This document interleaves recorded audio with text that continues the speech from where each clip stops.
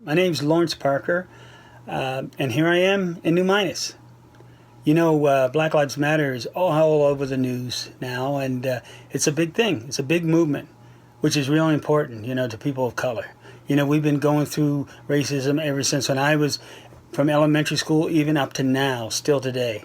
When I was in elementary school, I remember playing games, and we'd have to play a game in gym where we had to hold hands, and there was kids that wouldn't want to hold my hand just because of the color of my skin. Even as I got older and went to high school and playing sports, and there'd be guys on my team that would be making fun of the black players on the other team and calling them the N-word, but they'd say to me, "Oh, you're on our team, you're our buddy," or whatever, but I don't like those N's over there.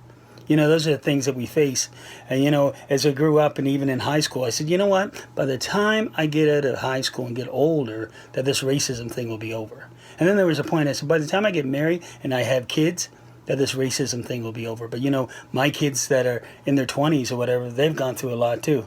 Sometimes with the police, sometimes with just their so-called friends, saying the N-word or saying black jokes, stuff they would say, oh, I'm not racist. Because I think to be racist, you have to be in the KKK or you have to be a skinhead or the white supremacist. But, there are people, just regular people, that don't like black people or people of color just because they're black or people of color. And it's crazy even still today in 2020 that we still face this. You hear on the news in the States there of these black men that are getting shot and killed by police or whatever. But, that's been going on for a long, long time. But I guess it just wasn't recorded. Just last Saturday, we had a Black Lives Matter march here in New Minas. We had a great crowd out. We had some great speakers. And, there was one speaker that mentioned, they said, if this would have happened like a month ago, we were going to have a Black Life rally about a month or so ago. Would everybody here be there? And it made me think, yeah, would I be there? Because it is really important. But people say, oh, we don't have that problem here. Just the other day, I was walking in my subdivision, and this older couple said to me, you must be some glad you don't live in the United States. So I tried to explain to them that, we have racism here also.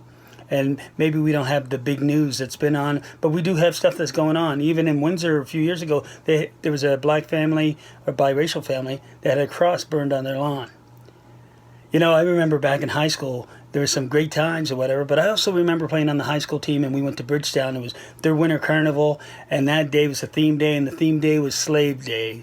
And I remember running down the court and somebody hollering Chicken George at me, because that was also the same time that the TV show Roots came out. People of color, we have a lot of stories. A lot of the stories are the same, just a different spot, just a different place. But we're hoping that someday it is going to get a lot better. Right now, everybody's talking about Black Lives Matter and that things are going to change or whatever. And we just hope that it's not a trend, that people are just going to be with it for a while and then it fades out. This is the best time for people of color to have that conversation with their white friends or their so-called white friends. Those courageous conversations, those conversations where they may say something wrong, I may say something wrong, but you can work through it through talking. Black Lives Matter is a big movement, and we're hoping that it keeps growing and growing and growing. I'd like to thank you for listening to me. Peace out. Black Lives Matter.